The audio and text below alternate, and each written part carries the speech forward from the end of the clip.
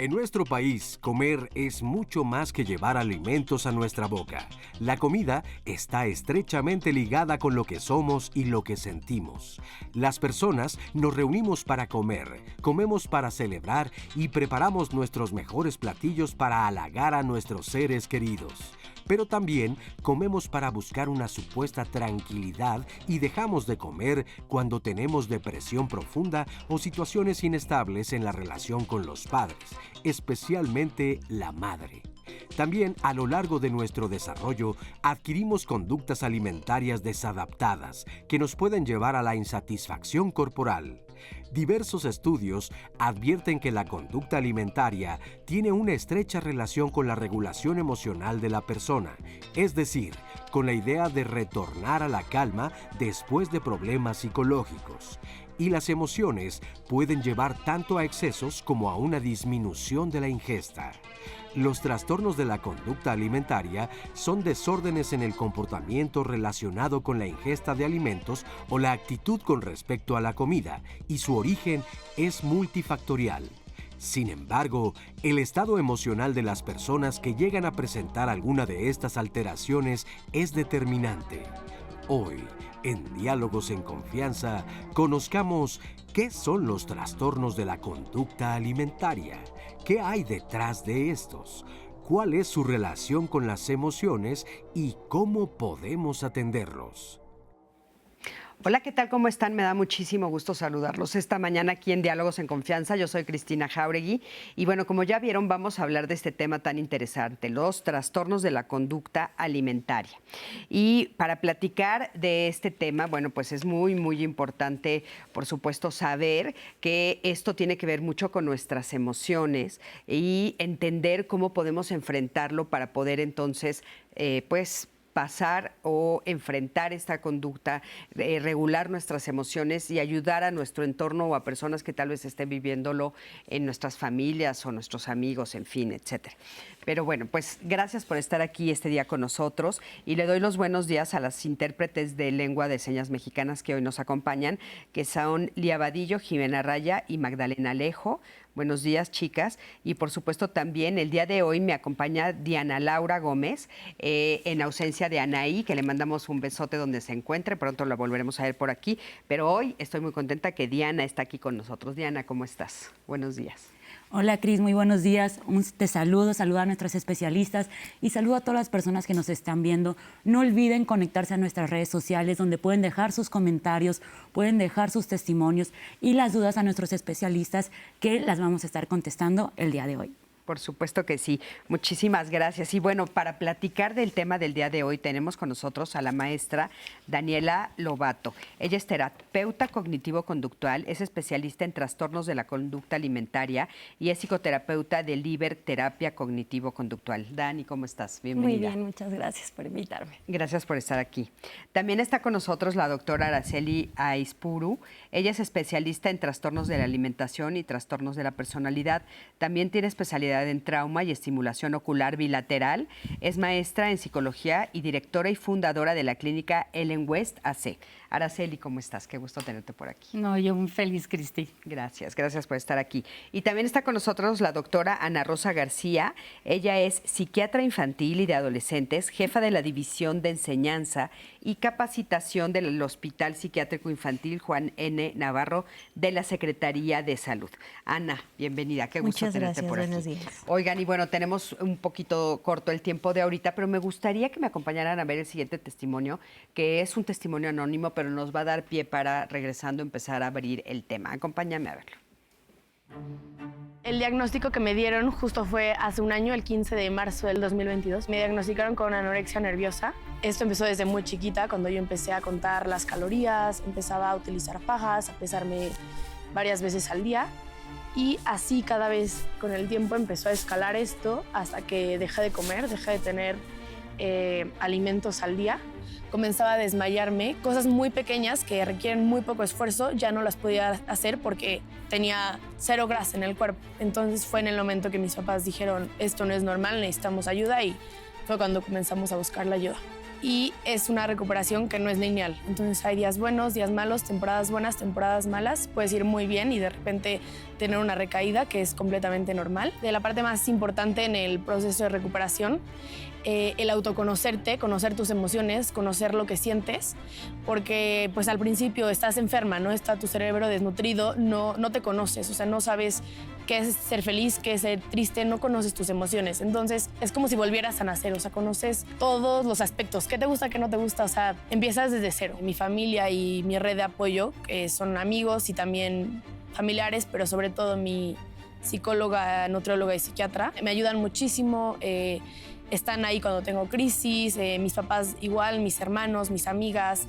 Sé que siempre tengo a alguien y que no estoy sola en ningún momento. Entonces, sé que mi primera opción es llamarle a mi psicóloga, a mi nutrióloga, que siempre van a estar ahí en una crisis, que es lo más importante. Y sé que no estoy sola, que es lo que me ha ayudado bastante para salir adelante. Muchísimas gracias por este testimonio. Y ahora a mí me gustaría empezar preguntándote, ¿cuáles son los tipos más frecuentes de trastornos de la conducta alimentaria? Bueno, me gustaría comentar que el término trastornos de la conducta alimentaria es muy reductivo, porque lo que se trastorna no nada más es la conducta, se trastorna el pensamiento.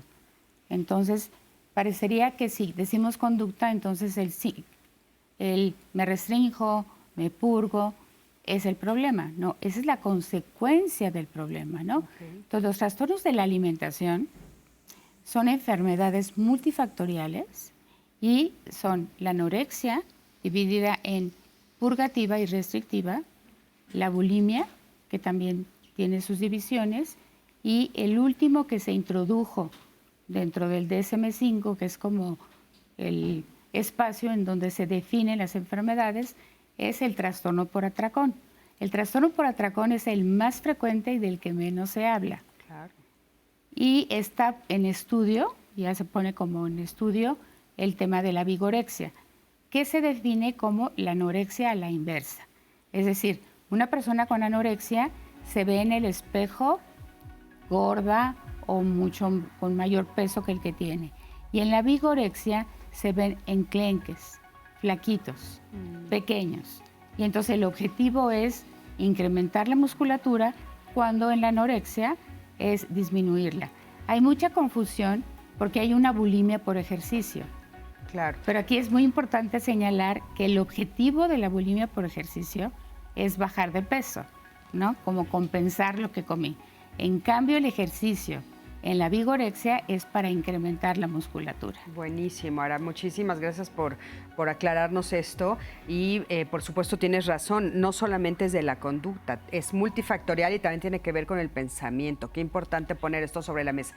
Regresando, retomo con ustedes. Vamos a ir a un corte, en un momentito regresamos. Quédate con nosotros, estamos en Diálogos en Confianza.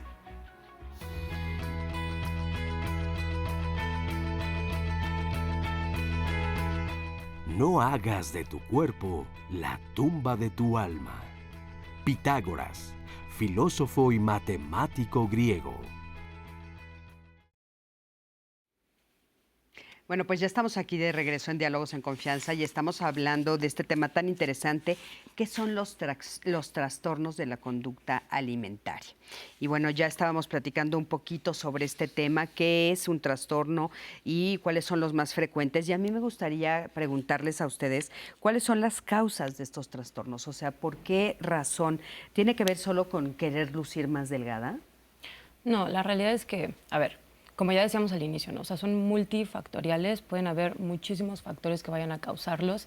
A veces a mí lo que me gusta ver es, a lo mejor suena raro, pero es como si se juntara de alguna forma una cierta receta, por así decirlo. O sea, hay varios factores que se tienen que juntar y también vamos a tener ciertos factores nosotros que nos pueden volver muchísimo más vulnerables a desarrollar este tipo de trastornos de conducta alimentaria.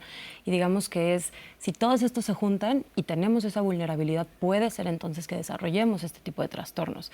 Pero de tal forma que nosotros pudiéramos decir, ah, no, es que seguro si te sucede esto, entonces vas a desarrollar ese trastorno de conducta alimentaria. La realidad es que no sucede así, o sea, y también por eso por ejemplo, en consulta, cada que tú tienes un paciente, tienes que genuinamente centrarte en quién es esta persona que tengo enfrente, qué le ha sucedido, cuáles son sus contextos familiar, social, ¿no? Cuáles son todas las condiciones que le rodean para poder entender perfectamente ese trastorno en esta persona, cómo se está presentando, cómo se está manteniendo, y entonces ya yo un tratamiento, por ejemplo, cómo lo puedo adecuar. Importantísimo, o sea, es como la tormenta perfecta, ¿no? Sucede la tormenta perfecta y entonces sucede. Claro. Qué importante saber eso, ¿no? Porque luego podemos pensar que es muy fácil adquirir alguno de estos trastornos y no necesariamente es todo esto que se vaya conjugando, ¿no? Claro. Y bueno, a mí me gustaría saber si esto tiene solo que ver con lucir delgada, o sea, vemos muchas veces que la idea que se tiene a nivel general es como, claro, lo que quieren es estar más flacas, más flacas, más flacas y cumplir con un estereotipo que está asignado para, sobre todo, las mujeres en esta sociedad. ¿Tú qué opinas de esto, Ana? Como nos comentaban, tiene que ver muchísimos factores que coincidan para que se desarrolle este tipo de trastornos. Particularmente hay factores biológicos, psicológicos y sociales que cuando coinciden es cuando se van generando esta presentación de síntomas clínicos y que lo vuelve mucho más complejo, porque si estuviéramos hablando de una única causa como es querer ser delgado, bueno, se resuelve la parte de la imagen corporal y lo demás ya está sanado, pero no es así. Coinciden muchas cosas, ¿no? A nivel biológico se habla que desde el poder percibir cuando estoy saciada, cuando tengo hambre, es uno de los factores predisponentes y que se puede alterar por muchísimos factores hormonales.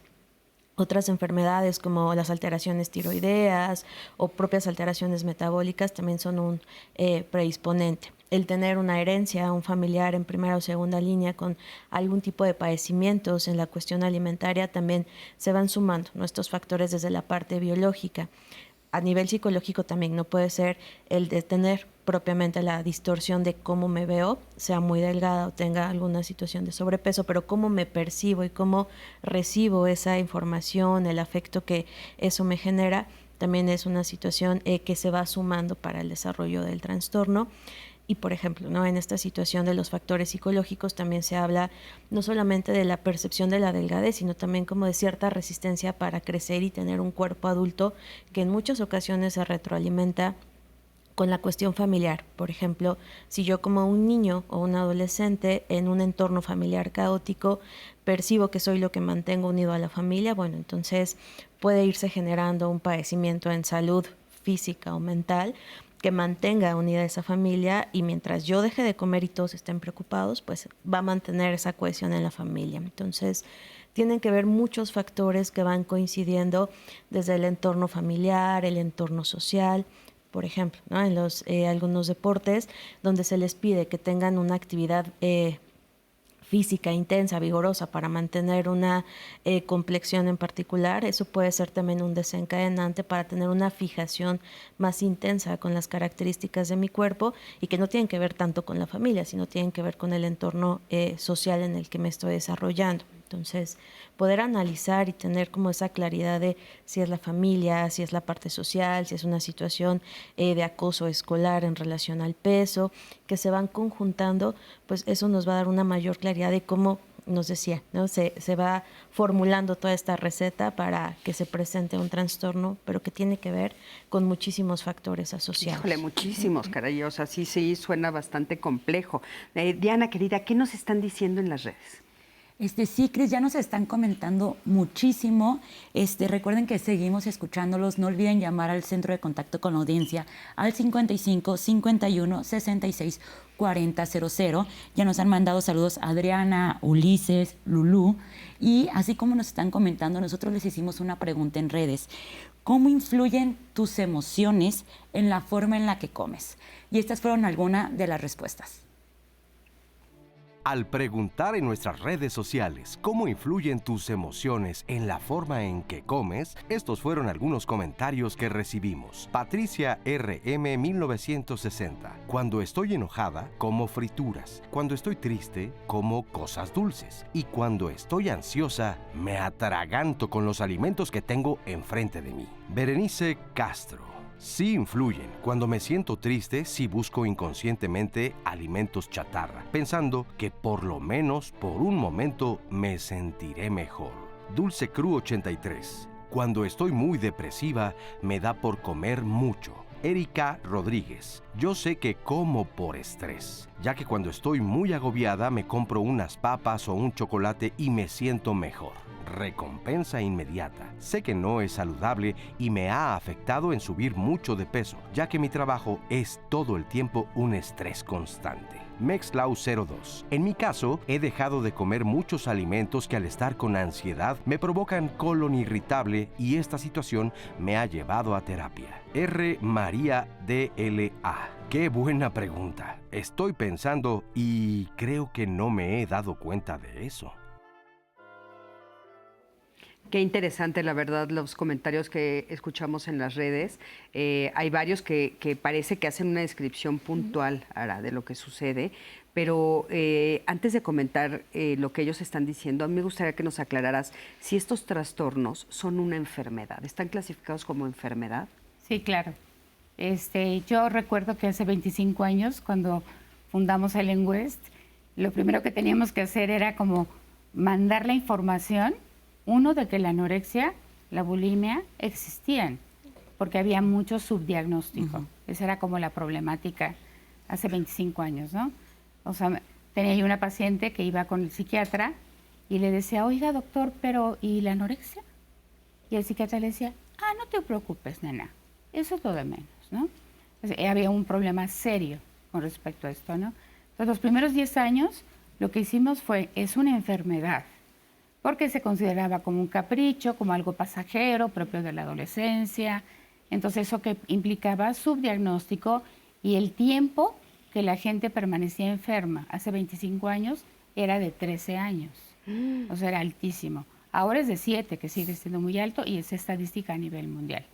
Entonces, una enfermedad, como cualquier otra, está muy estigmatizada y todavía la familia sigue sintiendo vergüenza, porque sería como algo que está como en contra, no lo sé, se sienten como amenazados.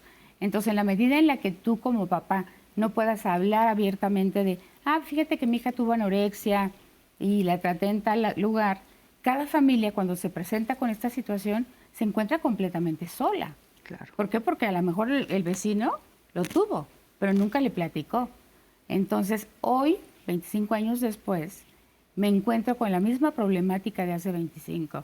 ¿Por qué? Porque nos ha faltado como volver a retomar el tema de una manera constante y la gente dice, oye, pero ya se acabó, oye, pero ya no hay. Entonces, ahora lo que hemos visto es de que pasan por el mismo laberinto de confusión de qué es, por qué es, cómo se trata, y pierden muchísimo tiempo. Y estamos hablando que si el inicio viene generalmente entre los 12 y los 14, este año yo he tenido puras pacientes de 13 desde enero. Wow. O sea, ya es como, ¿cuántos años tiene? 13, ¿no? ¿Por qué? Porque el cambio en el cuerpo, precisamente, genera como un detonador de un miedo a crecer o de ser el pegamento de la familia, ¿no? O donde surgen todos aquellos temas, digamos, traumáticos históricos de la propia infancia. Entonces, ahí está muy comprometido el crecimiento de la chica. Por lo que si tú te tardas 2 o 3 años en encontrar un equipo, encontrar una institución que te va a dar una solución, porque son enfermedades curables. Eso está escrito, está definido y está asumido como tal en todo el mundo. Entonces, cuando comentan de, no, pues le fue mal porque es incurable, es parte del mito y parte como del pretexto de no saber cómo atenderlos. Claro, importantísimo. Ahora, creo que hay un problema ahí importante, Daniela, con respecto al tema de las emociones. Claro. Porque entonces, como se habla mucho de que es un trastorno que tiene que ver con las emociones, por ejemplo, se habla mucho de con un problema con la mamá o un problema emocional porque no se siente cómodo con su cuerpo, cómoda con su cuerpo, o el ambiente de la casa, de la familia, de la escuela, social, etcétera. Pues entonces es justamente algo que se ha ignorado, claro. O sea, y que se tiene la creencia de que no es una enfermedad, sino que simplemente tienes que utilizar la voluntad y que no tienes fuerza de voluntad o que no tienes la fortaleza interior. Y entonces creo que ahí ha habido un atorón fuerte. A ver, con el tema de las emociones, la verdad es que tiene la raíz y no nada más en trastornos de conducta alimentaria. Algo que yo veo muchísimo en consulta es las personas no sabemos estar con el malestar emocional, ¿no? O sea, si tenemos ansiedad, tristeza, enojo, vivimos de alguna manera rodeados del mensaje de que sentirnos mal está mal, ¿no? Cuando la realidad es que, y hay una frase que a mí me gusta mucho y es que la vida no se trata de sentirse bien, la vida se trata de sentir bien. Cuando tú sabes estar con el malestar emocional, estás logrando estar en contacto o sea, más bien, logras estar en contacto con algo que es extremadamente importante para saber adaptarnos a nuestro entorno, a nuestra vida. Todas las emociones siempre van a tener un mensaje súper importante, positivas o negativas, ¿no? O sea, no se les dice positivas o negativas porque estén bien o estén mal, se les dice así porque son agradables o son desagradables, ¿no? O sea, no es como que sentir ansiedad se siente padre o sentir tristeza se siente padre, pero todas tienen un mensaje importantísimo de algo que implica para nosotros, ¿no? De áreas que son muy importantes en nuestra vida. Entonces, ¿cuál es el problema? Que si yo estoy rodeado del mensaje de no te puedes sentir mal o estas emociones son peligrosas, estas emociones son malas, en el momento en el que yo empiezo a experimentarlas, ahí es donde digo, chin, o sea, tengo que hacer algo para quitármelas, tengo que hacer algo para en este momento sentirme bien. Y muchos de los comentarios que nos compartían ahorita eso ponían, ¿no? Es que estoy ansioso, ¿cómo? Estoy triste, ¿cómo? O sea, es esa necesidad de ahorita me tengo que sentir bien, ahorita me las tengo que quitar. Entonces, ahí es donde, por ejemplo, empieza a entrar el comer emocional. En esta intolerancia de sentirme mal, es ¿qué tengo que hacer ahorita para buscar placer? La comida se vuelve inmediata. La comida es placentera desde que la estás pensando, desde que la ves, desde que la hueles. Ya solo de estar como ante el alimento, ya me siento bien, ¿no? Entonces, si yo estoy ahorita en un momento bastante pesado emocionalmente y recurro a la comida, entonces en ese momento me empiezo a sentir bien y se refuerza la conducta de comer, porque me está quitando ese malestar. Y también entonces, ¿qué es lo que va a pasar? Y cómo empezamos a meter todos estos otros factores. Vivimos, o sea, la vida es incómoda. Nos guste o no, la vida va a tener eventos agradables, tiene eventos desagradables, tenemos conflictos con las personas, que si hay tráfico, que si hay, ¿no? Muchísimos eventos que al final del día es, ojalá no sucedieran, pero pasan y pues la vida es incómoda. Y si yo no sé lidiar con esa incomodidad y si yo no sé lidiar con ese malestar, entonces no me adapto de la mejor forma y recurro a estas estrategias para poder de alguna forma ahorita sentirme bien, sin pensar realmente qué va a suceder en ese largo plazo. Porque ese es otro, nos centramos mucho en el corto plazo y dejamos de mirar al rato qué va a suceder. Claro, cómo me voy a sentir después, Exacto. qué me va a provocar comer todas estas situaciones, no solamente a nivel del peso, sino a muchos niveles, ¿no? Oye, esto es un tema, Ana, que tiene más que ver con hombres o con mujeres, o sea, ¿hay una brecha ahí de género? Sí, se han descrito una mayor prevalencia en mujeres en relación a hombres y esto es desde edad de la infancia y la adolescencia. Nos comentaban, el inicio del padecimiento, estos tipos de padecimientos se estima entre los 12 y los 14 años, sin embargo ya desde 5 o en algunas, dependiendo de literatura, hasta 8 años antes del inicio formal del padecimiento se habla ya de conductas alimentarias de riesgo, que pueden ser desde el no sentirme cómoda con la percepción de mi cuerpo, el tener momentos de ayunos prolongados o momentos de me siento mal y como mucho, como ir asociando esta parte del malestar emocional con ingesta de alimentos, como ya una antesala para presentar el padecimiento. Recientemente en población sin alguna otra enfermedad mental o física, se ha estimado que del 35 en las mujeres, en los varones, hasta el 45% de los niños ya presentan estas conductas alimentarias de riesgo. Anteriormente se estimaba que había una brecha mucho mayor, que casi era un padecimiento exclusivo de las mujeres. Por eso es muy frecuente que se hable de las mujeres con anorexia o las mujeres con bulimia y no tanto de la población masculina, pero la verdad es que sí se presenta también en los varones y en los últimos 10 años ha incrementado de manera impresionante el número de varones que presentan el tipo de trastornos de conducta alimentaria. ¿Qué ha cambiado en función a los hombres que ha aumentado ese porcentaje? Tiene que ver principalmente con las cuestiones sociales y familiares.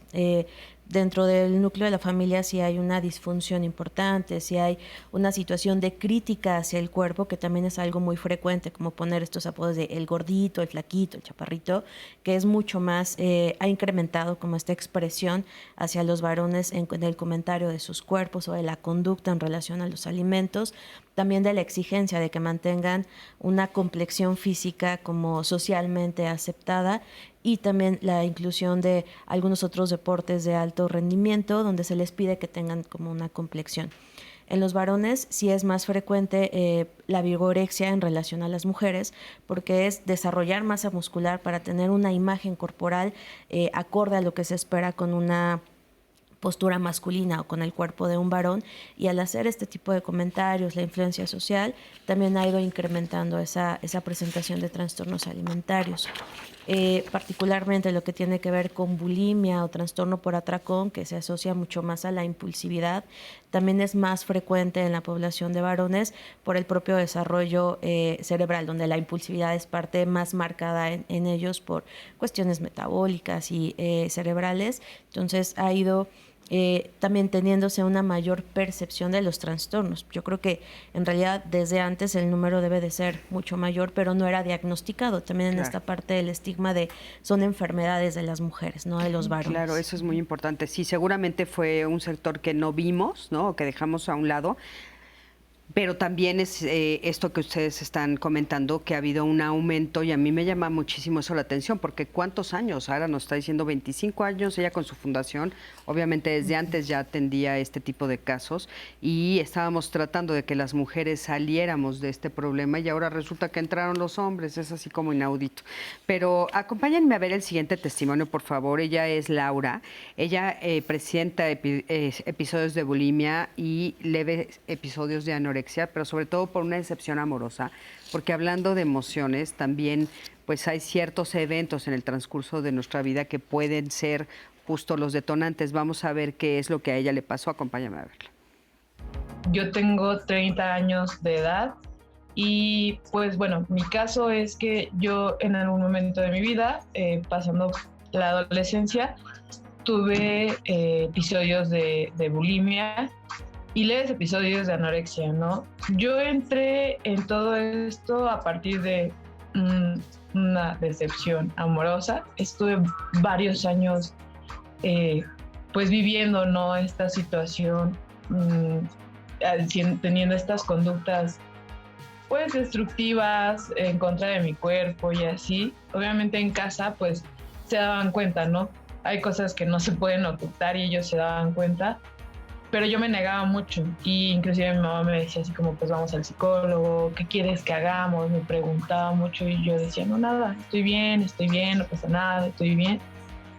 Pero empiezan a pasarme situaciones ya de salud un poco más fuertes, empiezo a tener descompensaciones, en algún momento los dientes, las muelas se me empiezan a quebrar. Yo me dedico al deporte, soy entrenadora de natación, y pues toda mi vida hice deporte, ¿no? Entonces en algún momento darme cuenta que mi rendimiento ya no estaba como al 100, yo ya no podía, me cansaba, estaba todo el tiempo cansada. La mayor parte del tiempo me sentía pues de cierta forma triste. No me sentía a gusto, por más que yo hiciera ejercicio no encontraba como esa satisfacción que el deporte me genera, hasta que dije ya, o sea, no puedo continuar así. Pero pues ya así fue poco a poco en terapia, un poco con también la ayuda de mis papás, el amor, la aceptación, el también yo quererme, el continuar con las actividades que a mí me gustaban, que era como retomar, inclusive deportes que ya había como dejado, volver a retomarlos, la lectura. Vuelvo a lo mismo, el camino es largo, es complicado, a veces es turbio, a veces desespera porque pues uno dice ya quiero salir, pero no es como de la noche a la mañana, ¿no? Cuesta trabajo, pero pues sí se puede. Qué importante escuchar estos testimonios. Ahora, dejar de comer o comer en exceso son formas de castigarnos. O sea, es como rarísimo todo esto que sucede a nivel mental y emocional. Sí, a mí me gustaría comentar varias cosas. Hubo una psicoanalista que se llamó Anna Freud, que fue la hija de Freud, y que hizo una aportación muy importante. Ella habla de 7 líneas de desarrollo, y una de ellas marca en qué momento de nuestra vida se separa la comida del amor.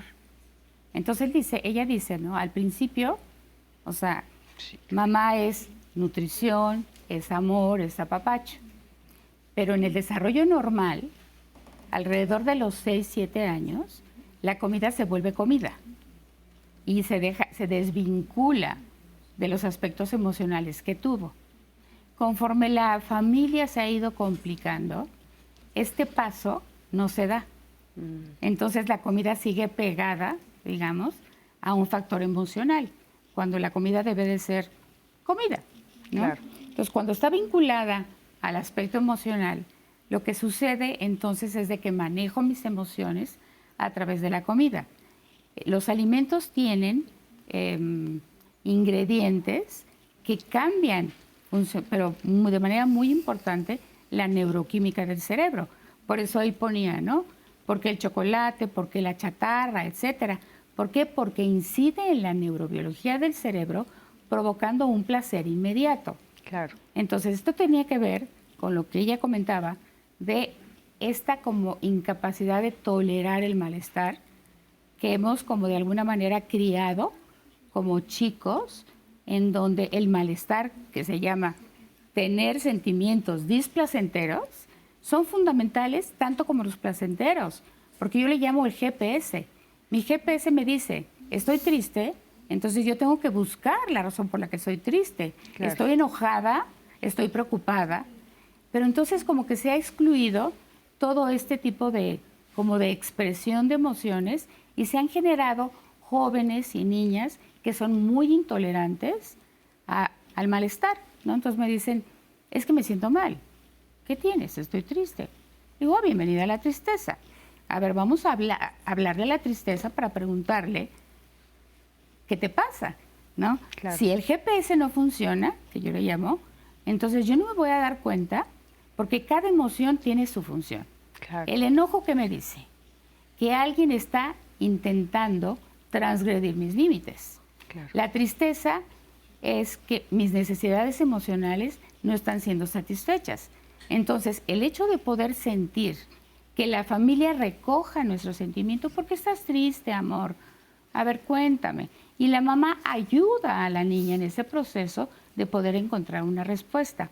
Ahora, no hay que olvidar, porque parece que se olvida, que los trastornos de la alimentación son enfermedades mentales. Claro. Entonces, yo a estas chicas las pondría como personas que utilizan la comida para el manejo de sus emociones, pero no estamos hablando de un trastorno de la alimentación. El trastorno de la alimentación, por eso cuando se le llama conducta, se confunde.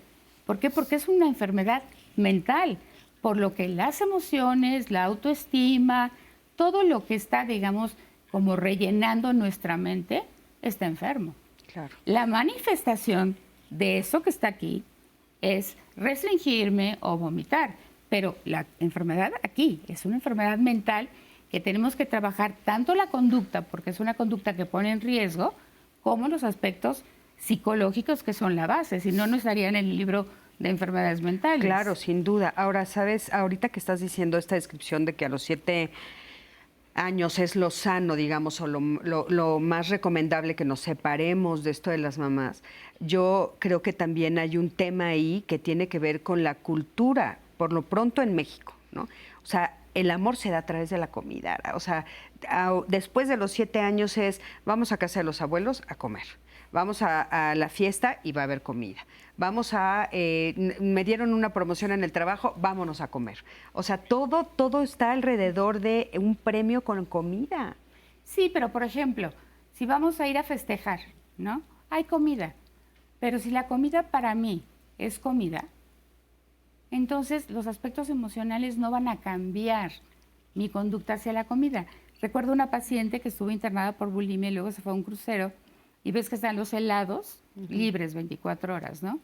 Y le digo, ¿pero por qué comías helado todo el día? Y me decía, porque estaba disponible, porque era gratis. Y le digo, no, pero a ver, ¿qué te producía? ¿Qué le producía sumo placer? Porque el contenido del helado va directamente al cerebro y entonces estimula los núcleos de placer.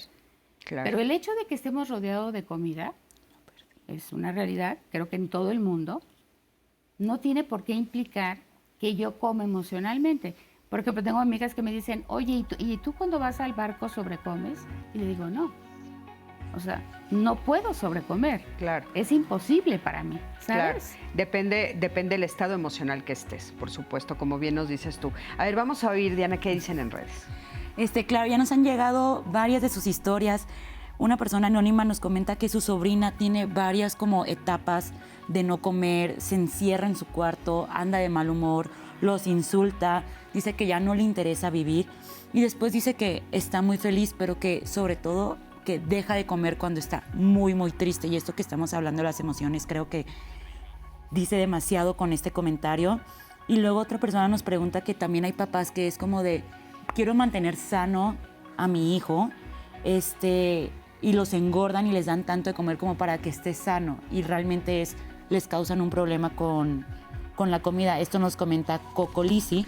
Y recuerden que seguimos leyendo sus comentarios y pueden llamarnos al centro de contacto con la audiencia y hagamos una pausa y en breve regresamos con este tema.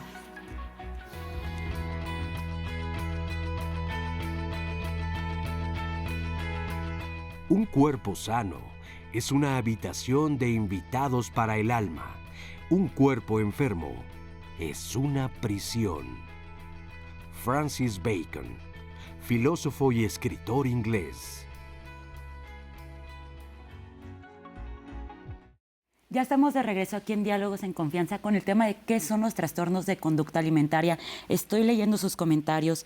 Sara Aleli García Silva nos comenta que la hermana de una amiga suya fue diagnosticada con anorexia nerviosa hace 10 años y hasta la fecha tienen que vigilar que siga comiendo.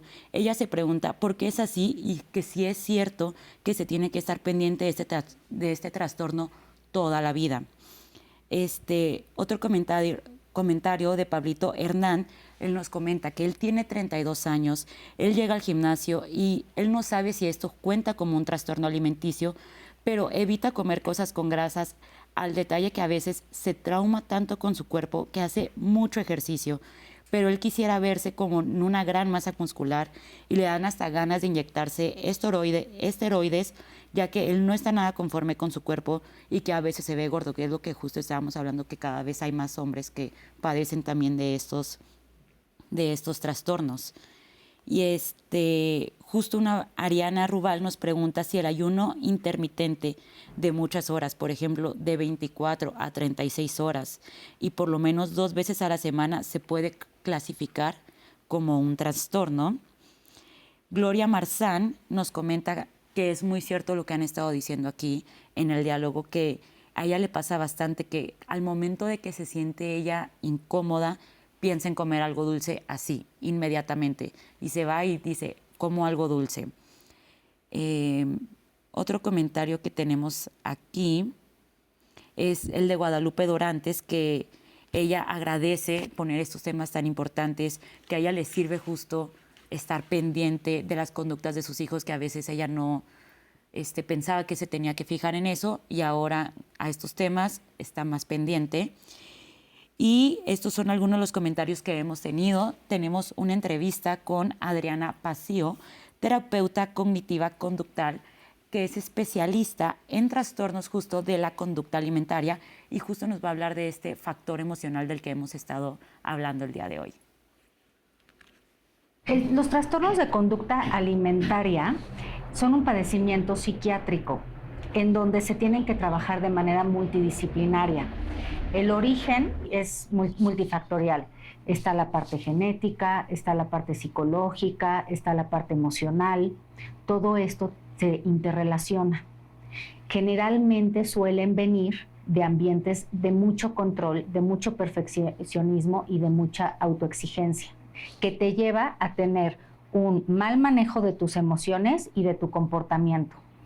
El factor de las emociones es muy importante porque como en las pacientes con este trastorno les cuesta mucho identificar, expresar y manejar sus emociones. Es decir, realmente no hay un problema con la comida en sí, es un problema con cómo manejas tú las emociones en tu vida que no puedes, no sabes y lo canalizas a la comida.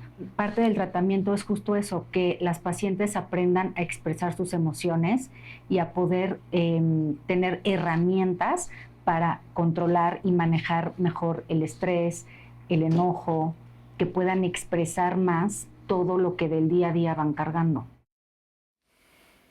Muchísimas gracias, gracias por estas palabras. Y bueno, creo que hay muchos comentarios de lo de redes que hay que ir puntualizando. Ana, por ejemplo, nos dicen, ¿me voy a tener que cuidar toda la vida? Dicen, ¿hay que cuidarse toda la vida? Es una pregunta.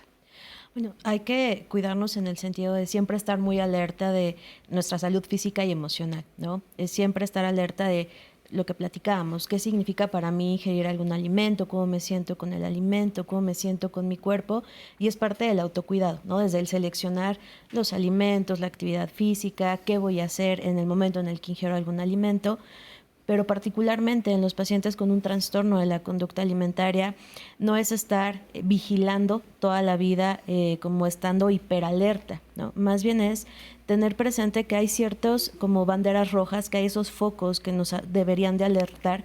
Por ejemplo, ¿no? Cuando comienzo otra vez a preocuparme mucho por si subo o si bajo de peso, cuando empiezo a estar muy angustiado en relación a qué estoy comiendo o los comentarios que llega a ver por el resto de las personas, porque en muchas ocasiones, como en el afán de señalar, te veo mejor, llegan a decir, ay, ya estás más gordita o estás menos flaquita, y eso tiende a ser como una situación también que contrarresta el tratamiento que se ha llevado. Sí hay que estar alerta, pero no es una cuestión de vigilar o considerarme toda la vida enferma. Más bien es estar muy al pendiente de cómo me siento en relación a los alimentos, a mi cuerpo, a las expresiones de otros, para poder hacer una intervención temprana. Importantísimo eso. Y bueno, también nos están diciendo, nos preguntan, por ejemplo, sobre el ayuno intermitente, que me llama mucho la atención, porque yo mientras estoy escuchando lo que están diciendo, yo digo, ay, qué difícil, es que son tantos los mensajes. Ahorita por todos lados están diciendo que lo más sano es hacer ayuno y que está de moda, ¿no? Y ahorita ustedes tres en el transcurso del programa nos han dicho, pues es una alerta también estos ayunos que de repente hacen, a ver, ¿qué es esto? O sea, ¿qué pasa con esto del ayuno intermitente que está tan de moda? Claro. El ayuno intermitente y muchas otras dietas, porque de repente siempre está la dieta de moda, ¿no? Entonces, para empezar, dentro del tratamiento, en el protocolo como tal, nosotros implementamos algo que se llama un patrón de alimentación regular. Y eso es que puedan comer desayuno, comida y cena y que tengan 2 colaciones. Y lo ideal es comer cada 3-4 horas. Y esto, a ver, tiene bases físicas, por supuesto. Y entonces, parte del por qué es tan importante es que me voy a regresar un poquito a poderles explicar cómo la presión de hacer una dieta restrictiva, ¿no? Y el por qué entonces el ayuno intermitente pudiera llegar a ser bastante riesgoso. La base de todo trastorno de conducta alimentaria es algo que nosotros llamamos una sobrevaloración del peso y la figura, ¿sale? O sea, eso lo que implica es, yo reconozco, bueno, no reconozco, yo considero que mi valía humana, mi aceptación, el éxito, o sea, como que todo lo que se considera como bueno y que me va a dar felicidad, va relacionado con mi peso, mi figura y la capacidad que tengo para controlarlo. Entonces, si yo tengo eso todo el tiempo en mi mente, lo que voy a procurar hacer justo son todas estas dietas, ¿no? Claro. Porque entonces, si lo más importante es controlar mi peso, que voy aprendiendo que lo que tengo que hacer es bajarle la comida, ¿no? Hacer dietas y comportamientos a lo mejor como el ejercicio. Pero la restricción como tal lo que va a generar es 2 tipos de presiones muy importantes. Va a haber una presión fisiológica y esa es, ya sea que estoy comiendo poquito y al final del día, a ver, nuestro cuerpo necesita cierta cantidad de energía, no hay de otra. Es como el coche que tú lo tienes que llenar con cierta cantidad de gasolina para que pueda como funcionar y andar bien. Nosotros igual, necesitamos nuestra gasolina, por así decirlo. O dejar pasar muchas horas entre comida. Entonces, comer poquito o dejar pasar muchas horas es la presión fisiológica. Y luego está la presión psicológica, que esa es como si ahorita te dijera no pienses en un elefante rosa. Ya, ¿no? O que yo te dijera tienes prohibido ahorita relacionarte con todo lo amarillo. Vas a empezar a estar atenta a todo lo que es amarillo porque entonces no me puedo relacionar con eso y entonces tenemos reglas de alimentación de lo que pueden comer, lo que no se puede comer, con qué personas, cuánta cantidad, todo esto, ¿no? Entonces, estas 2 presiones se juntan y lo que provocan son los famosos atracones, ¿no? Que son este episodio de descontrol, y justo es este descontrol porque ya las presiones explotaron, entonces es este descontrol y por eso son estos episodios de comer Hay dos tipos de atracones, pero por lo general los más conocidos es comer mucho, ¿no? Y con este descontrol. Y ese es el riesgo del ayuno intermitente, que como estás dejando pasar muchas horas entre comidas, vas a tener estas presiones tanto psicológicas como fisiológicas, porque como vives en hay cosas que no puedo comer o hay tiempos en los que no puedo comer, todo el tiempo piensas en la comida, ¿no? Claro. Porque si bien sí... yo, por ejemplo, no sé, que he hablado con amigas nutriólogas y todo, y tiene ciertas bases y, o sea, como que ciertos beneficios al ayuno intermitente. En dado caso es, sí, si tú vas a ir a una consulta de nutrición, ver que ese nutriólogo esté certificado en poder hacer bien el ayuno intermitente y que no nada más es, voy a dejar pasar tantas horas entre comida y listo. Todo tiene un porqué y todo tiene bases y respaldo científico y siempre tienen que checar en cualquier profesión, de lo que sea, que genuinamente con quien estás acudiendo estés certificado para hacer eso, porque si no te puedes meter en muchos riesgos. Claro, por supuesto. Ahora, ¿cómo podemos identificar si alguien en mi familia o yo estoy justamente en la línea de ya entrar o ya entré a este trastorno? Sí, mira, por ejemplo, aquí en los testimonios observamos como desórdenes en la conducta alimentaria, ¿no? Como un día me como muchas papas, porque esto viene, digamos, de dividir la comida en buena o mala, ¿no? Entonces lo que genera es de que un día me voy a consentir con pastel, etcétera. Pero eso no tiene nada que ver, o puede ser un precursor, pero esto es como más común. Cuando tú me preguntabas que si sobrecomer era un castigo, en el trastorno por atracón, una de las características es comer sin hambre y comer hasta que me duele, ¿no? Entonces eso pertenece al tercer trastorno de la alimentación, que es el trastorno por atracón. ¿Cuál era tu pregunta original? La de... Ay, ya me quedé pensando en todo esto que estabas diciendo y ya no... los signos. Los signos. Okay. Sí, entonces, o sea, ¿cómo sé? O sea, ¿cómo sé que yo ya entré? O sea, por ejemplo, dices, el atracón, bueno, pues...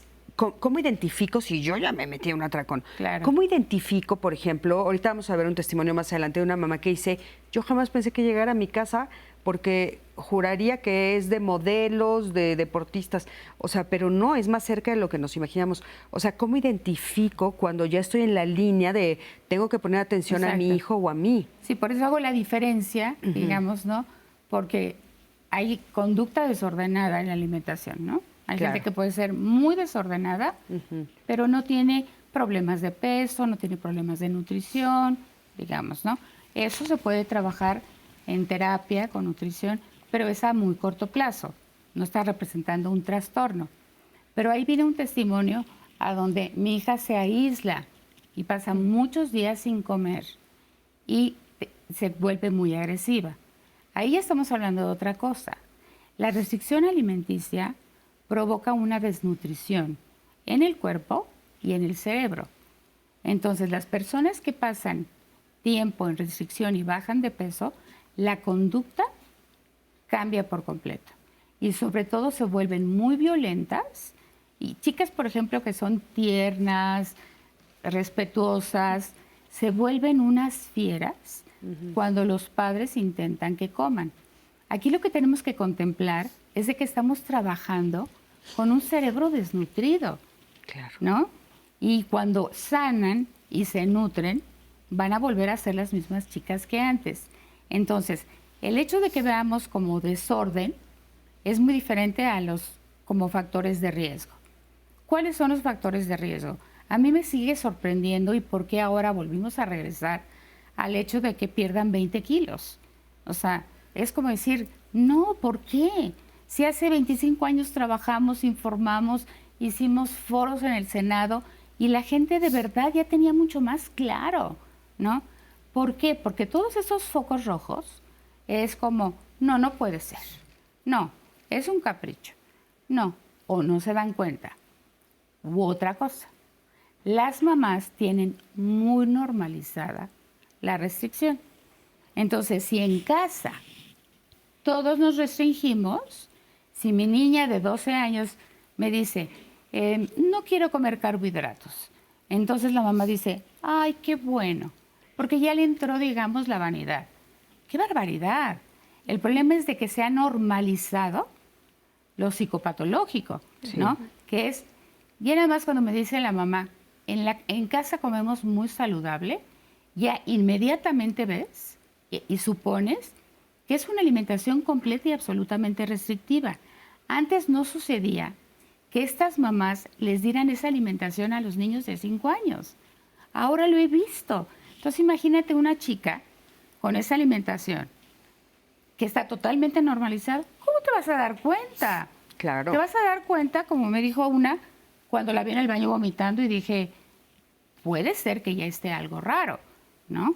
Entonces, el problema es la normalización, que tenemos que señalar que no hay comida buena y no hay comida mala, que los ayunos, que el saltarse las comidas, etcétera, generan y son como factores de riesgo.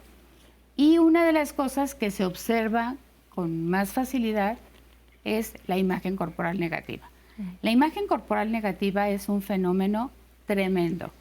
Los estudios marcan, y se hizo un estudio de una marca en todo el mundo, yo tengo la carpeta de los resultados en todo el mundo sobre la imagen corporal. Los resultados son verdaderamente tristes. ¿Por qué? Porque entre el 70 y el 80% de las mujeres en el mundo tienen una imagen corporal negativa. Y tú lo puedes ver, por ejemplo, ¿no? Hay videos a donde le dicen, ¿qué te gusta de ti? ¿Qué no te gusta de ti? La nariz, la frente, las piernas, ¿no? Entonces vivimos en una cultura, por un lado social, y por otro también familiar, en donde estamos en la época del narcisismo. El narcisismo se convirtió en una suerte de forma de vida. Entonces los padres tienen unas expectativas enormes con respecto al físico de sus hijas, las madres también, o sea, es como que prevalece, como que se disparó la conducta narcisista y por lo tanto yo necesito que mi hija sea perfecta y dentro de esa perfección debe de estar extremadamente delgada y para ello necesita restringirse. Entonces estos papás van a tener problemas y dificultades para verlo. Pero digamos, hablemos de otros papás, que también hay muchos. ¿Qué es lo que van a ver? Primero, una niña que dice, ay, mamá, me choca. Que entra a comprarse ropa y dice, nada se me ve bien. ¿Qué significa nada se me ve bien?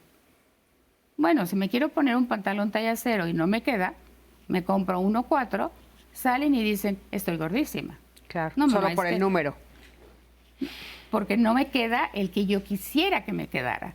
¿no? Claro. Entonces no se ponen traje de baño, no se sienten cómodas en la playa. Entonces ese sería como el primero. Ese puede llevar entonces a conductas para modificar mi cuerpo.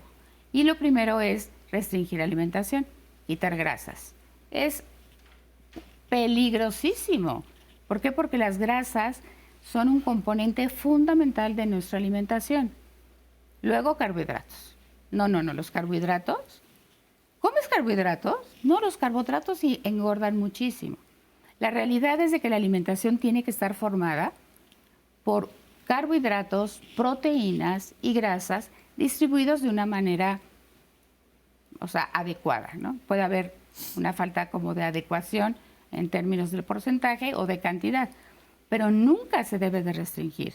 Este tema de restringir las grasas viene, yo creo que te acuerdas de la época en la que la comida de dieta que salió en Estados Unidos era, las grasas son muy malas. Sí. Entonces se piensa que el fenómeno de la obesidad en Estados Unidos surge gracias a este tipo de alimentos que todo el tiempo estuvieron bombardeando a la gente diciéndoles que no consumieran grasas para que consumieran. Entonces su yogur está lleno de almidón, ¿no? Claro. Que es muy poco saludable. Y entonces de ahí se fueron como... Sí. Estamos como muy influidos. Muy influidos y con todas estas restricciones que van cambiando generación tras generación. Yo por eso ahorita les decía qué difícil para ustedes su labor, porque ¿por dónde empiezas? Oigan, y hablando de lo que les estaba comentando hace un momento, esta mamá que vamos a escuchar ahorita es justo lo que dijo, yo pensé que esto jamás iba a llegar a mi familia y de repente ya lo tenía ahí en medio de su familia. Vamos a escucharla y ahorita regresamos. Tengo una hija con este problema del trastorno de la alimentación, que es anorexia nervosa. mi experiencia como mamá ha sido muy difícil ver a mi hija dejar de comer, dejar de alimentarse poco a poco, fue paulatinamente quitándose alimentos al grado de pesar una lechuguita, unos jitomates, porque así empiezan, o sea, ella empezó con ejercicio, se empezó a retirar carbohidratos y luego empezó a quitarse ya prácticamente toda la comida. Ella consumía unas 350 calorías por día, o sea, hubo 2 ocasiones en que no comió nada en todo el día porque ella se sentía gorda y ella decía no, o sea, todo es calorías y yo no debo de consumir calorías para no subir. Yo me daba cuenta que ella ya estaba adelgazando mucho, pero al mismo tiempo estaba haciendo ejercicio. Entonces yo lo atribuía a que era el ejercicio. Pero cuando ella me dice que está que no tiene su periodo, es cuando yo digo algo no está bien. Al momento yo pensé que era algún problema de tiroides y la llevé con la ginecóloga a que le hicieran ese estudio de la tiroides y no, pues no, la tiroides estaba bien. Entonces ahí yo ya acudí a un experto en nutrición. Cuando me dicen es anorexia, pues yo dije, esto no sucede aquí en mi casa y con mi hija, esto es de a lo mejor de artistas o a lo mejor de bailarinas o a lo mejor de gente que tiene esta presión, ¿no? Entonces ya me la canalizan para llevarla a una clínica especial, pero ella ya estaba muy bajita, ella ya pesaba 24 kilos, o sea, tenía un índice de masa corporal de 11, entonces me la rechazan de la clínica después de 3 meses que porque ya corría peligro su vida. Entonces me dan una carta para pasarla al Ramón de la Fuente, que es ahí donde ya empieza un tratamiento integral y multidisciplinario.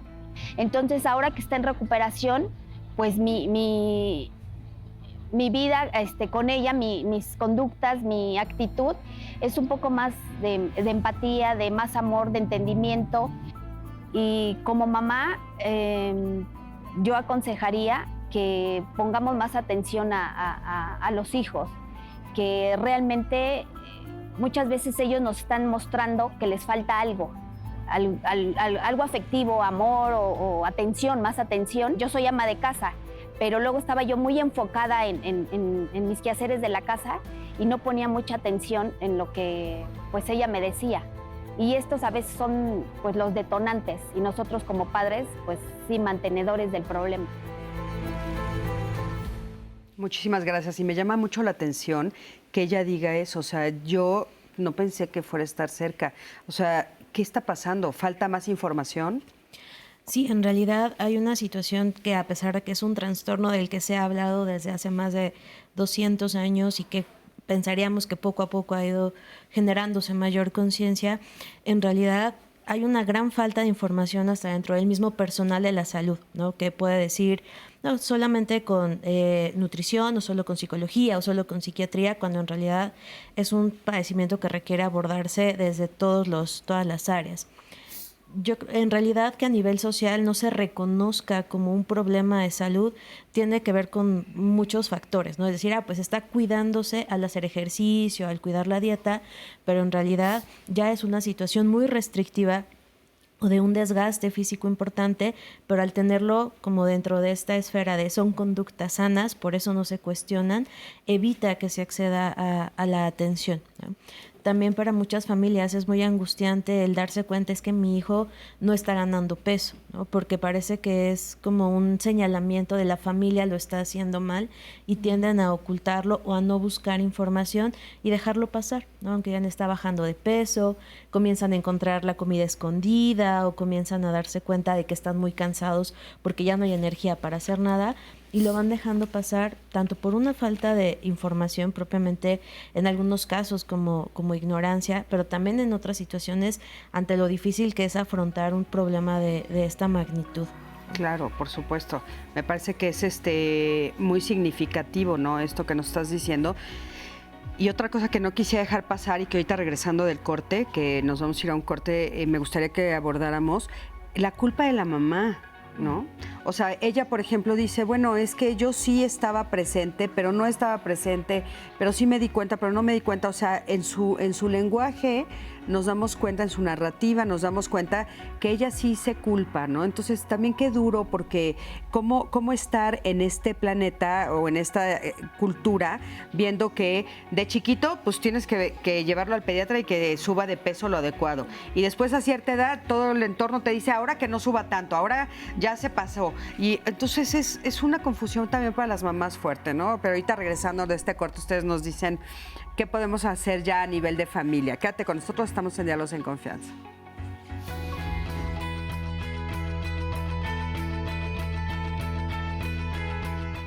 La mente tiene una gran influencia sobre el cuerpo y las enfermedades a menudo tienen su origen allí. Jean-Baptiste Molière, dramaturgo y poeta francés.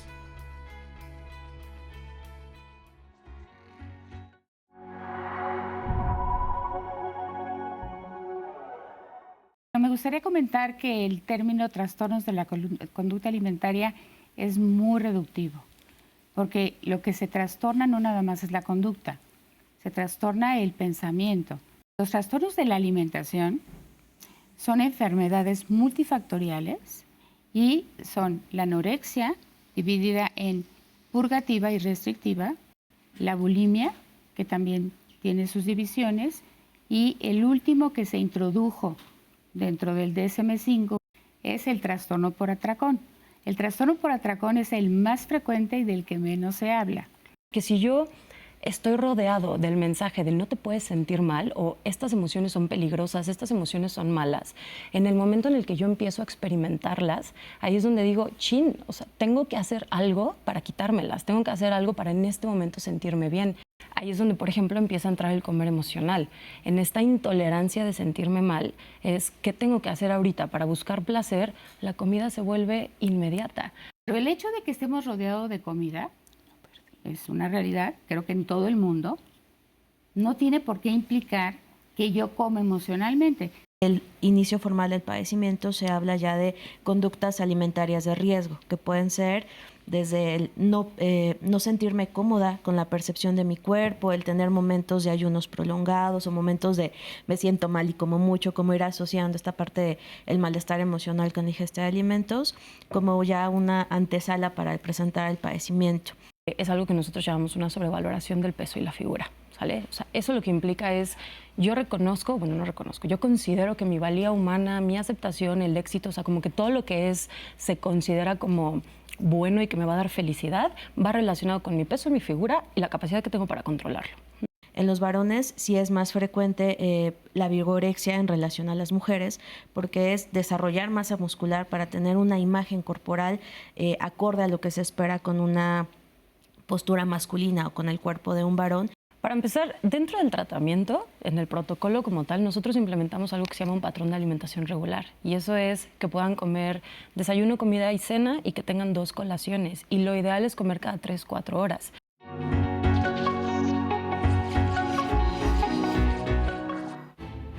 Los trastornos de la conducta alimentaria deben abordarse de manera multidisciplinaria, sobre todo por las consecuencias físicas y psicológicas que estos tienen.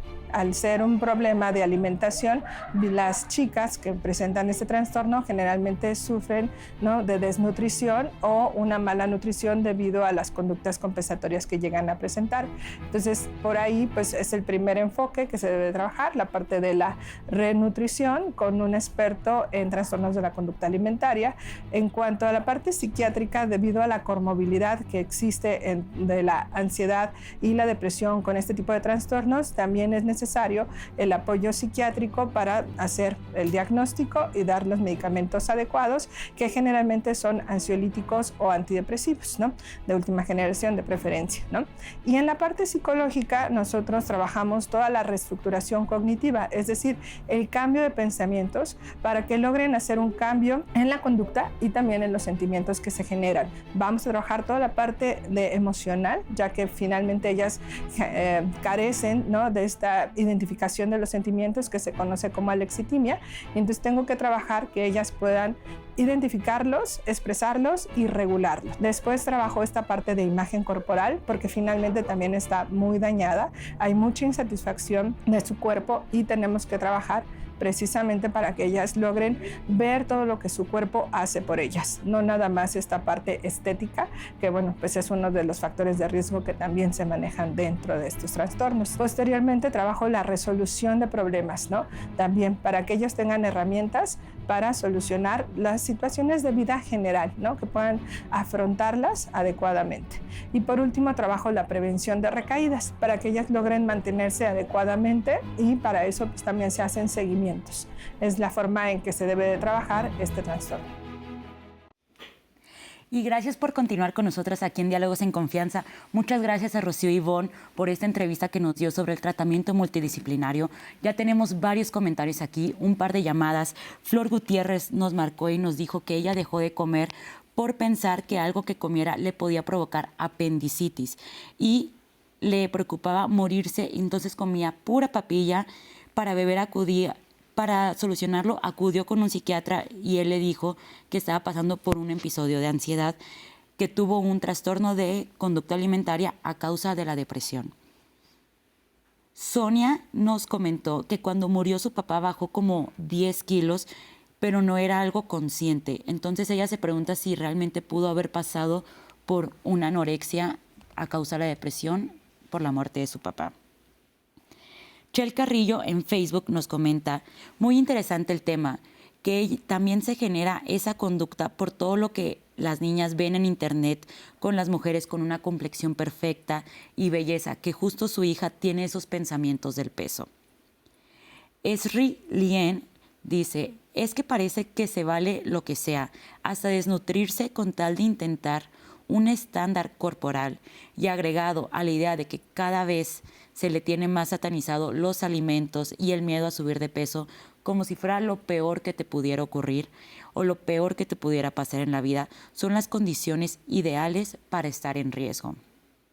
Sí. Marta Laura Ruiz dice, ese estrés a ella le provoca tener algo crujiente en la boca, dulces de preferencia, azúcar, eso me produce placer. Ella subió casi 30 kilos y ha logrado bajar 12, pero sí tuvo que atenderse porque eso le detona el estrés y por ende el subir el peso.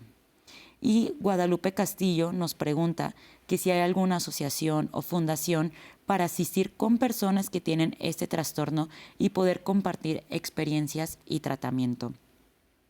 En YouTube, Lupe Bucío nos pregunta si la atención psiquiátrica para trastorno alimenticio en base para tratar esta enfermedad o solo puede ser terapia psicológica o a fuerzas tenemos que acudir también con un psiquiatra. Buenísimo. Estos son algunos de los comentarios que nos han hecho. Vamos a tratar de responderlos a todos, Diana. Mil gracias.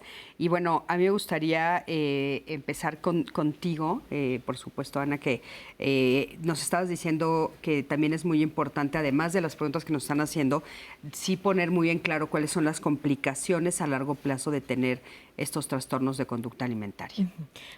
Para retomar un poquito de los comentarios, es indispensable que todos los trastornos de conducta alimentaria reciban un tratamiento interdisciplinario. Interdisciplinario implica que todas las disciplinas estén en comunicación y vayan en búsqueda de un mismo objetivo, porque en ocasiones cuando hablamos de multidisciplinario solo es, pues lo ve un nutriólogo y lo ve un psiquiatra y un psicólogo, pero que nunca se comunican. Es buscar un mismo objetivo teniendo todos un plan de tratamiento. Particularmente los trastornos de conducta alimentaria se vuelve un problema de salud física y psiquiátrica porque el dejar de comer implica, o el estar comiendo en estos periodos de atracones, implica un desgaste corporal. Pacientes con anorexia nerviosa, por ejemplo, las complicaciones que hay a largo plazo por estas restricciones que hay están desde un desequilibrio en los electrolitos del cuerpo, cosa que impacta en toda la conducción del corazón a nivel del sistema nervioso central, y que lo que vamos viendo es un deterioro cognitivo donde ya no hay la capacidad para la atención, la memoria, el aprendizaje, porque no hay energía para hacer absolutamente nada. Aparte de nivel cardíaco, también hay una gran serie de alteraciones a nivel muscular, donde se va perdiendo fuerza, se va perdiendo la masa, y es algo que en los procesos de recuperación cuesta muchísimo trabajo alcanzar nuevamente. Hay pacientes con anorexia nerviosa que llegan a fallecer justo por toda esta serie de desequilibrio a nivel físico, y que de hecho es una de las enfermedades en salud mental que tiene una tasa de mortalidad más alta, muy similar al fallecimiento por suicidio. Entonces es una situación médica que implica también en muchas ocasiones el manejo hospitalario por las complicaciones cardíacas que hay, y que a largo plazo van a requerir una vigilancia muy, muy estrecha. Los pacientes con bulimia, ante esta parte de los atracones y después la inducción del vómito, lo que también puede llegar a pasar como complicaciones severas es una lesión en el esófago, que sí requiere una vigilancia muy larga por varios años, porque eso puede llegar a generar lesiones o ruptura esofágica. Entonces son situaciones que ponen en riesgo la vida y que requiere que todos trabajemos en una misma dirección, ¿no? El tratamiento, con el psiquiatra, en ocasiones con el pediatra o con el médico internista cuando hay complicaciones severas, siempre acompañados de un proceso psicoterapéutico individual o familiar o ambos. También terapia de grupo puede ser muy funcional, y al mismo tiempo el tratamiento con un nutriólogo capacitado en este tipo de trastornos es fundamental. No puede ser uno o el otro, tiene que ser todo en conjunto y bien orquestado para que se vea un beneficio y una evolución rápida, y que no sean estos padecimientos que nos comentaban, ¿no? De llevo 20 años con la enfermedad o llevo 10 años sin tener una mejoría, pero porque esos tratamientos no se han articulado de manera adecuada.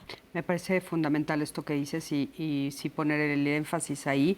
Tienen que trabajar en equipo, ¿no? Porque puedes tener a los 3 doctores por separado, pero si ellos no se comunican, cada uno trabaja en su propia línea. Ahora, tú nos decías que era muy importante este tema de la negación, que lo observaste un poco en el testimonio que escuchamos de la mamá que dice, no me di cuenta, ¿no? Tal vez un poco la negación, y nos preguntaban a dónde pueden acudir, y tu espacio es un espacio al que pueden acudir. Sí, nosotros nos constituimos primero como una clínica, o sea, como temprano, porque no había nada en toda Latinoamérica. Entonces yo me fui a Europa, vi que el problema ahí estaba, entonces yo dije, pues hay que resolverlo, ¿no? El tema de la negación es un tema característico de estas enfermedades. También lo es de las adicciones. Y eso propició que en una época, que todavía como que los mitos continúan, se contemplaran los trastornos de la alimentación como adicciones. No lo son. El hecho de que compartan algunas características no lo convierte en una adicción. ¿Por qué? Porque una adicción es incurable. Los trastornos de la alimentación son perfectamente curables, pero cursan con una negación enorme, igual que un drogadicto que te dice, primero muerto que dejar de usar esto porque a mí no me hace daño. Entonces, la negación en el paciente complica mucho la intervención, porque el paciente se va a negar a asumirlo. Y es como que de alguna manera compartido por la familia, porque es muy fuerte, ¿no? Claro. Y si el que yo lo diga provoca un problema muy grande, prefiero no decirlo. Ahora, a eso júntale el estigma. El estigma es como, no, eso no puede entrar a mi casa. O sea, puede entrar el cáncer, la leucemia, pero eso, y eso es una cosa que está totalmente estigmatizada. Claro. ¿Por qué? Porque cualquier enfermedad puede entrar a cualquier familia, porque los trastornos de la alimentación no nos hacen peores personas ni mejores. Y quería yo comentar en algo que ahí dicen, que lleva 10 años y que necesita estar vigilada. Yo tengo un paciente de Sudamérica, papá, que me ha hablado como unas 15 veces en 4 años. Y las 15 veces me dice que su hija, él la tiene que alimentar. La hija pesa 30 kilos. Y ahí cada vez que me habla yo digo, bueno, el señor dice que la va a traer, pero ¿podría usted convencerla? Entonces, cuando una persona tiene 10 años, como dices, ella está enferma. Y entonces la justificación es de que necesita estar vigilada o controlada. No, es que dentro de la psicopatología de la familia se puede convertir en el pegamento, o en este caso, el papá tuvo a una esposa muy enferma de cáncer, que estuvo 5 años deteriorándose y él se encargó de cuidarla.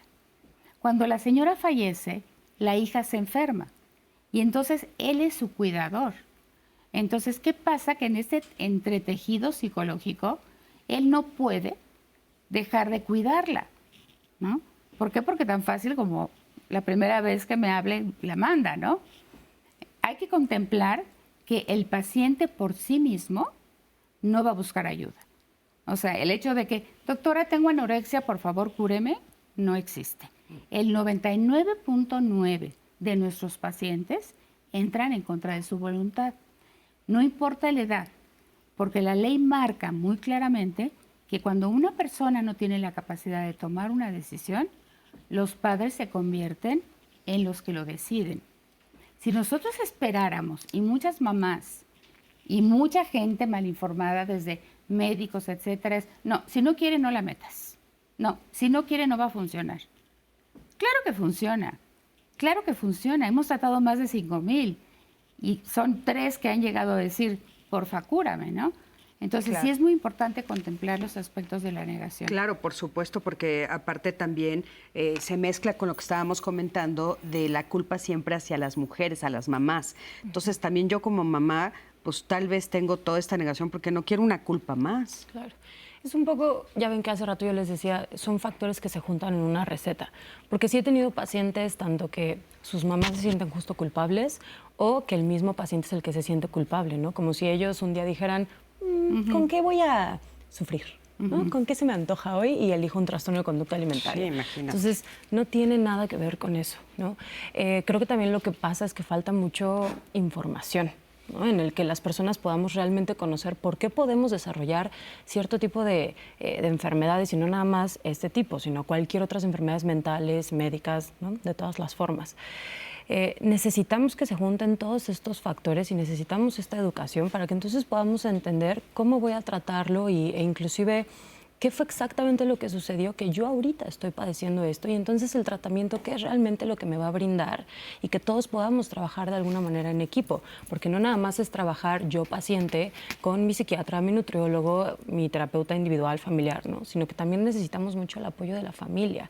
Entonces, algo también que yo siempre trato de que se hagan conscientes es, ya ven que les platicaba la sobrevaloración del peso y la figura, es que vivimos en una sociedad que sobrevalora a la apariencia física. Claro. O sea, nosotros lo vemos hasta en películas, en redes sociales, en todo siempre te están mandando el mensaje de, pero el cuerpo es importante, la delgadez es justamente lo que te va a hacer feliz, exitoso, reconocido. Vean, siempre lo digo luego cuando estoy platicando con mis pacientes o mis alumnos y todo, y les digo, es que vean ustedes películas de comedias románticas, de acción, todo, y es... ¿Cuándo han visto un personaje, o sea, el principal, y que la película no se trate de esto, ¿no? Pero que el personaje principal tenga un cuerpo distinto a los estándares de belleza y de delgadez, ¿no?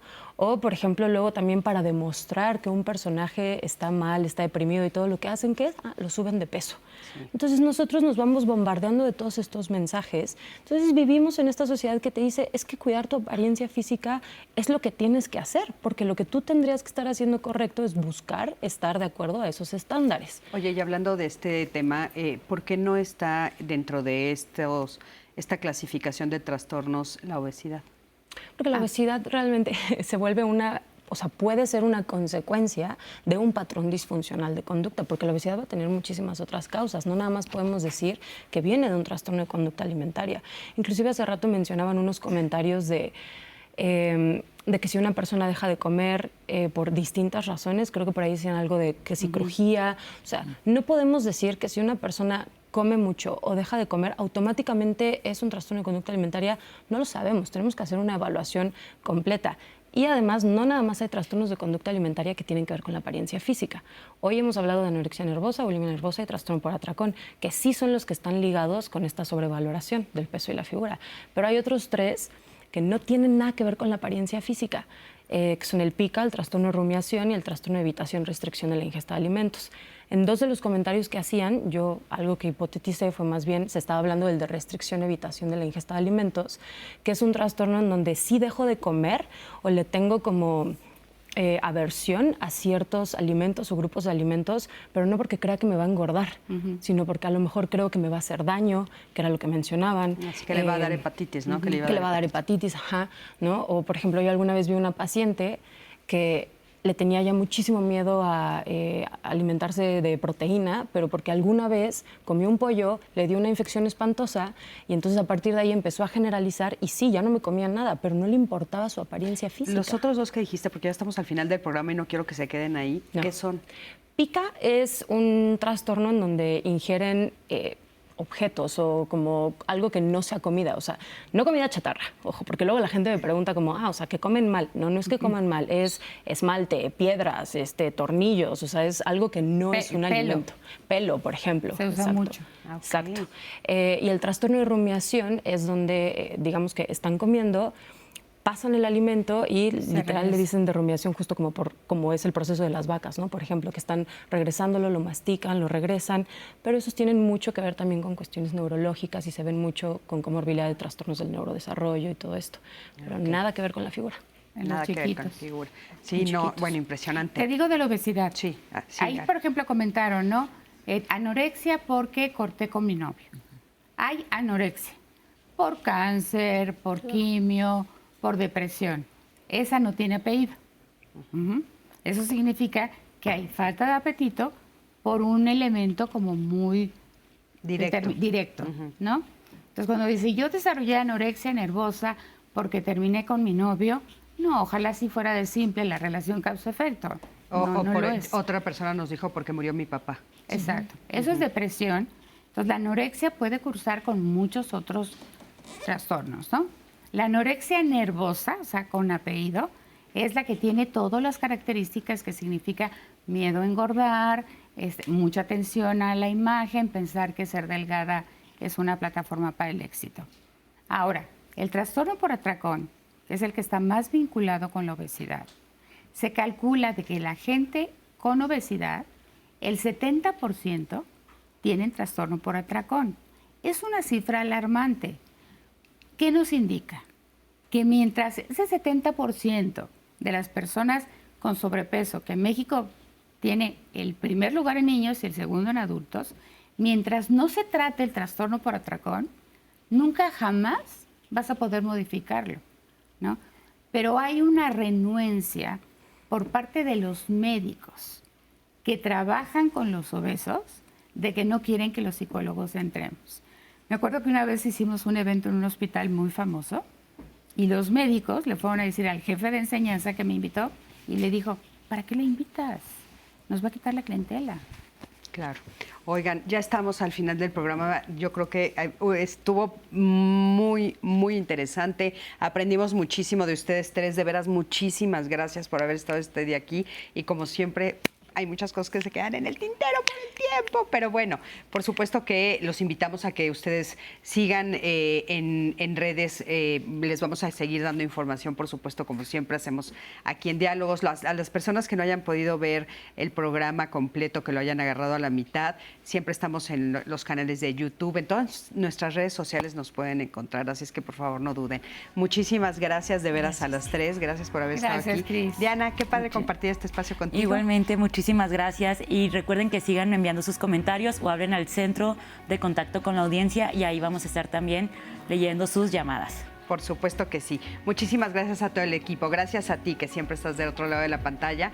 Yo soy Cristina Jauregui y también, por supuesto, podemos seguir juntos la conversación. Si me escribes a mis redes como Cristina Jauregui me vas a encontrar. Nos vemos la próxima semana que vamos a hablar sobre el bienestar, la importancia de cuidar de nuestro propio bienestar y de qué manera podemos hacerle para poder cuidarnos. Hombres y mujeres, por supuesto que es fundamental en este momento volver a regresar a nosotros y a este cuidado. Y estamos justamente hablando de eso a partir de este programa, así es que va a ser una segunda parte o continuación muy interesante, así es que quédense con nosotros. Nos vemos la próxima semana, quédense aquí, por supuesto, en la programación de Canal 11, que siempre tenemos cosas muy interesantes para ustedes. Hasta luego.